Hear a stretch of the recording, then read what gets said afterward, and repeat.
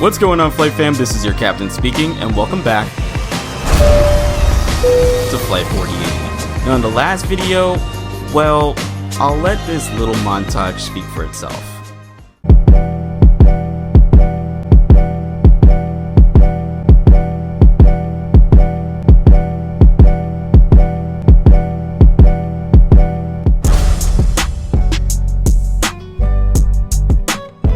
So, 15 hours in Doha, Qatar. How did I do it? Well, I will definitely give you a rundown of everything that you need to not only have a great time inside the airport, but depending on how long your layover will be, how great you can have a good time on the outside of the airport. Now, just 1 second.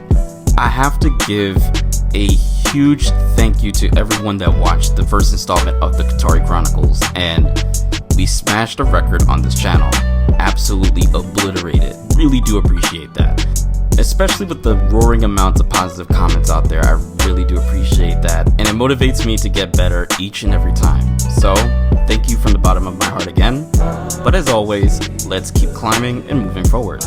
After getting off my flight at the bus gate, and yes, this is a gripe that I have with Qatar Airways, regardless if my flight was 11 hours 35 minutes, or even for some passengers whose flights can be up to 14-15 hours, you really just want to go through the jet bridge. Now, I was lucky on this day because apparently the weather that I experienced in New York came along with me for the ride, because when I got to Doha, the temperature was around 70 degrees Fahrenheit, but for those of you that are in the metric system, that's around 18 to, I would say, 22 degrees Celsius. And for those of you that know Doha can be extremely hot, reaching temperatures of upwards of 42 and 43 degrees Celsius, which also translate up to 107 degrees Fahrenheit. So yeah, the brown leather jacket can stay. After deboarding the bus at the terminal, it was time to go through security. Now, security in the US can be a mixed bag, but Doha, it's a little bit more streamlined, to say the least. And though my flight came in with a few others, I got through security within 10 minutes, and onward we go to customs. Here is a little bit of information on how you can enter Doha, Qatar. Now, Qatar recently hosted the 2022 World Cup with success. However, there are a few little caveats that you might want to take into consideration. There are two different types of visa waivers. You have the 180-day and the 30-day visa waivers. For the 180-day visa-free entry to Qatar, there are 40 countries on this list. And on the 30-day visa, there are a total of 53 countries. Which one do I reside in? Well, the 30-day. Another great way to find out this information is through the Qatar Airways website, and all you need to do is put in your passport information, your starting point, your transit in Doha, how long the transit's going to be, and then your final destination, as well as your nationality, I believe. However, there is one little bit of information that needs to be said. You need to fill out a QLM. Now, the QLM is a life and medical insurance company within Qatar. This is the health declaration form that you're going to need to enter, and it only costs 50 Qatari Riyals, or $13.75. And don't worry, the Wi-Fi is relatively decent inside of Doha Hammad International. And finally, welcome to Doha. What am I going to be doing now? I was given a little bit of insight of what I should do first, and that's go to MIA Park. MIA does not stand for Missing in Action, but it does stand for Museum of Islamic Art. And of course, the Museum of Islamic Art has a park. The park is right next to it. So I hopped in an Uber, and the Uber driver was really nice and asked me how long I was staying in Doha. And while we were in the midst of that conversation, we were passing by a very peculiar stadium. Stadium 974, and it's built out of 974 shipping containers, and it's a completely recyclable stadium. Now, recyclable stadiums I never thought could be a thing, but then again, we do have a New York team. They're known as the New York Red Bulls. They play in Harrison, New Jersey, which is outside of Newark, New Jersey, and And I'm so sorry, but Red Bull Arena looks like an inflatable glad bag. Sorry, New York Red Bulls. I am so sorry. But inflatable trash bags aside, when I got to MIA Park, was I thankful for the scenery? Of course, it was absolutely stunning. Was I thankful for the wind? No, not at all. The wind was just not cooperating to the point where I almost lost my hat about 4 times. But MIA Park is definitely a must-see and one of the first places that you should go to actually take in the culture, because a lot of people were there just minding their own business and having fun and just relaxing, and it was very peaceful. But I felt like a change of scenery was needed because I wanted to see how the malls were. So let's go over to Doha Center Mall, and I think it's time for me to get some new clothes. Yeah, that definitely didn't transpire. Everyone there was from all different countries of the world, and it just felt communal, you know? Let's go over to City Center Mall in downtown Doha. And while on my Uber ride there, I was just absolutely stunned. I've never seen a city this clean. Now, obviously, there's a lot of cities out there in the world that are very clean, but coming from New York, I was absolutely shell-shocked. Of course, we have our green spaces and clean spaces here in New York, but over there was absolutely insane. I did not see one piece of trash on the street. That's incredible. Now, when I got to City Center Mall, I was trying to look for some new clothes, but I already had clothes in my carry-on. I didn't necessarily see anything that I would have liked. That sounds kind of crazy, but the things that I did like were long sleeve, so I decided to go over to Nando's. From there, I went over to the Villaggio and met up with a friend, and told me a little bit of everything that I needed to know about Doha, and at the same time to catch up. But the Villaggio, I will say, very short and sweet, luxurious, amazing, and someplace else that you should go to if you're very savvy with shopping. Want to see something crazy? I left New York to leave madness, to go to madness. I didn't think that I'll find madness here in Doha. I was unfortunately mistaken. Look at the mayhem around here, Jesus Christ. And even though it would be late, I needed to go someplace else because I didn't want to stay in the airport for too long. So she told me to go over to Pearl, and that is where my love for the city was set in stone. I definitely need to come back here. But let's go over to the Pearl.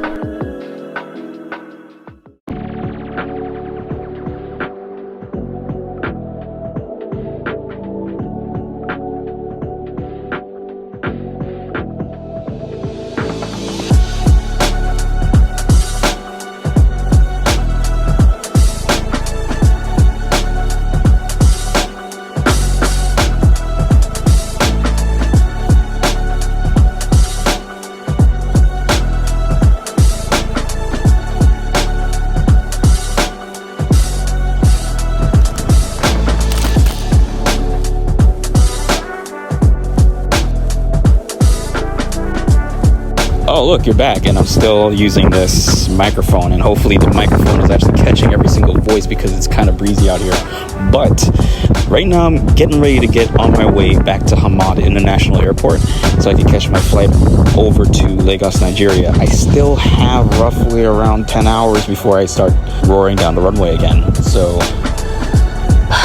man, I kind of don't want to leave Doha. I mean, I really been fiending to go back to Nigeria, but this little layover, I just wish it was just a little bit longer. But then again, I've been walking around with these two things because where else am I going to store it? Maybe there was probably a luggage storage place in Doha. I'll probably insert it right now. But let's head over to Hammad International Airport. Doha, Qatar. You have been good. You have been great. Inshallah. I think now with the camera dropping, I think it's time for me to go to the airport. Jesus, man, this camera's been with me for so long, and I'm not looking to replace it anytime soon. So just like how I said earlier, this thing is in it for the long haul. I'm always in it for the long haul, but this thing, I really need this to be in it for the long haul, man.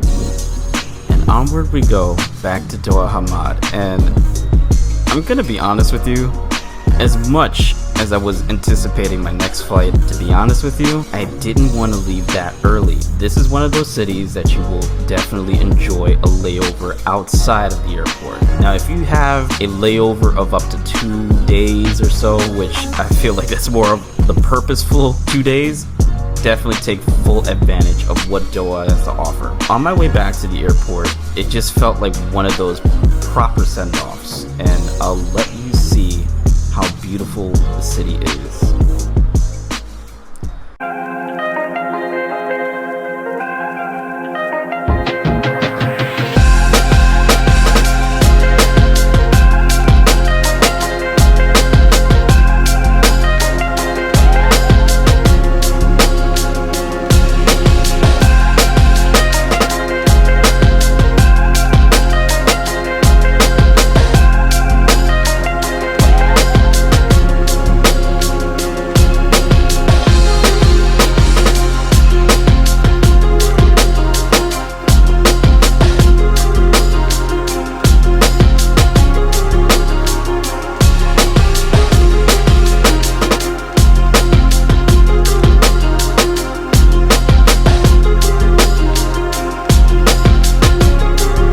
After the beautiful nighttime glitz and glamour of such a beautiful city, it was time for me to go back inside and check out the lounge. The check-in counters for business and first class passengers is absolutely beautiful and stunning.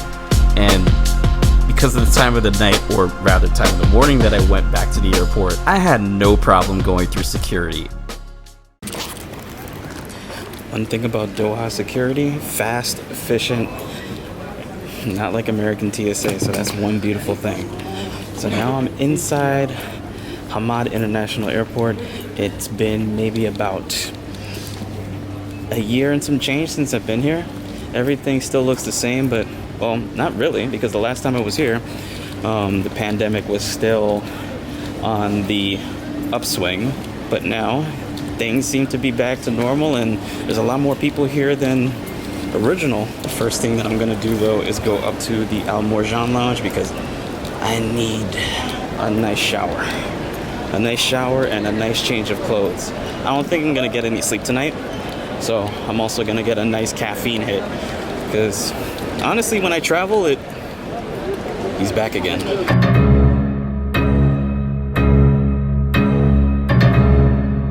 That damn bear. Give me nightmares, but let's go through the cascade of duty free.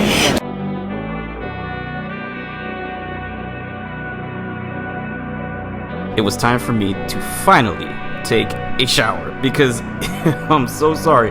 It was so long since I actually had a shower. To be honest, I should have had one or should have went to the lounge before exiting Doha, but when I travel, I'm at an all-time high when it comes down to going out and being adventurous. So that was the first thing that came to my mind. Since I'm traveling in business class, I do have full access to the Mourjan lounge. Now, the Mourjan lounge is one of the best lounges in the world in terms of luxury and in terms of how everything is placed and situated. Welcome, proceed inside. Okay, thank you. Now, for the showers, once you enter, there are two sets of showers. The first set is right behind where you normally would check in and check out from the lounge. And that, I believe, only has about 4 showers, so during peak times or bank times at a hub like this, you won't necessarily have a good experience with the showers. And what I mean by that is, you're going to be waiting for a very long time. However, behind the deli, going towards the bathrooms, there's another set of showers, which there are about, I believe, 6 to 8 showers. And man, there's one thing about travel. If you have the opportunity to take a shower, please take a shower at a lounge or even at a shower facility, which I'll get into in just a few minutes. So the wait for the shower was maybe about 15 minutes or so. I need to take a shower. I've been in these clothes for God knows how long. But let's switch it up. I'm feeling hungry, so let's go get something to eat. Now, the eating options that you have in the Mourjan lounge are between a luxury or fast casual, as I would say. And maybe a bougier version of Panera bread. I don't mean to say it like that, but You'll see in a moment. The deli wasn't that bad, but because there were so many people around, I would say that the waiting staff could have been a little bit quicker, but that's just a little bit of a hiccup, I would say. I didn't really enjoy my time there. Steak sandwich was pretty much unseasoned, didn't really have any good taste to it. Champagne was good as always, but didn't really have any good taste to it, so I would say that is a negative score on my end.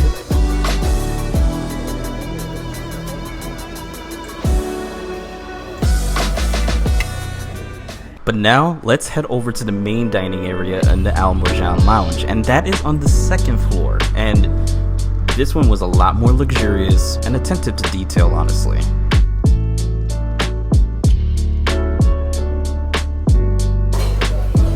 So disregard that, this is the real food review, and my third glass of champagne, so I'm gonna just sip this one pretty slowly. Still pretty good though. Now, of course, I think this is maybe my 5th glass of champagne, but it was a very beautiful ambience. And by the way, no more paper menus. It's all on a QR code, so it's only just the QR code, and it's actually not that bad. But of course, if you know me, I came here for the beef tenderloin steak with potato fondant, grilled asparagus, roasted tomato wedge, served with tarragon sauce, and it was actually really good. It paired nicely with my champagne. However, if you are not traveling in business class, this is not just a business class review. This is also an economy's perspective as well. This airport to me is one big lounge, to be honest with you, because there's so many different charging spaces, so many different lounge spaces. But let's start off with what I believe should be in every traveler's bucket list, regardless if you're going to be in economy, business, first class, or even all the way in basic economy. That's taking a shower. Now, if you want to purchase, but you just want to take a shower and unwind within the airport, I have a cheaper option for you, and it's one of the best options. And that is Be Relax Showers and Spa.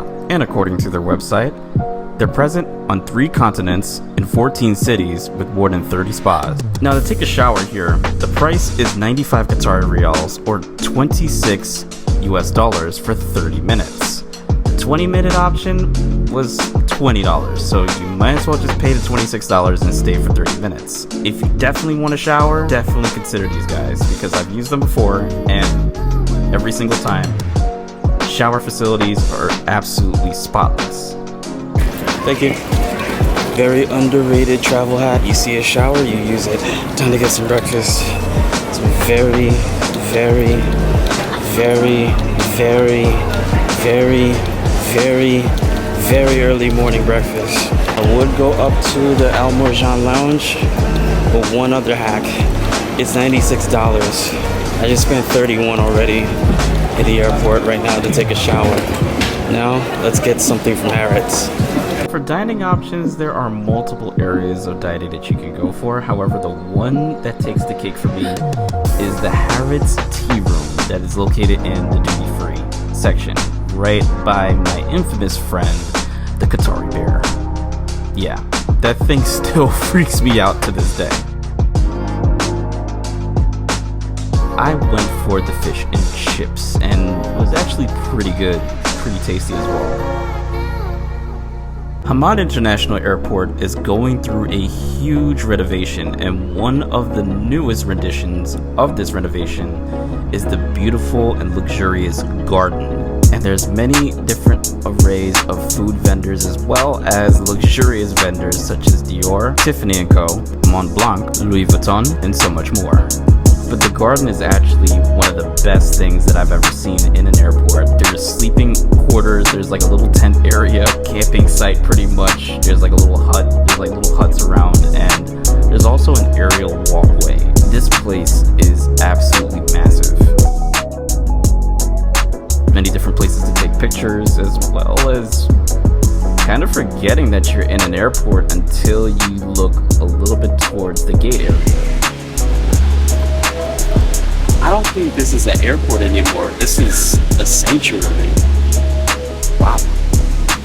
So now, back to the lounge. I did not get any sleep that night, and it was probably just due to the fact that I was already on a high, but I just couldn't find a place to sleep at, and I didn't want to risk taking a nap and getting extremely close to my flight.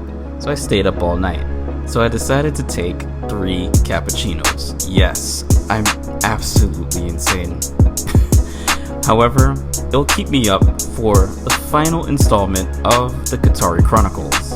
So what would you do at a long layover at Doha or at any other airport in the world? Would you try to enter the country? Would you try to explore the country or explore the surrounding areas if you're able to? Post it in the comments down below. And I would like to take the time for thanking you for watching the next installment of the Qatari Chronicles. Stay tuned for part 3, which is a very personal one for me. But, as always, thank you again for watching another installment of Flight 4080, and as always, keep climbing.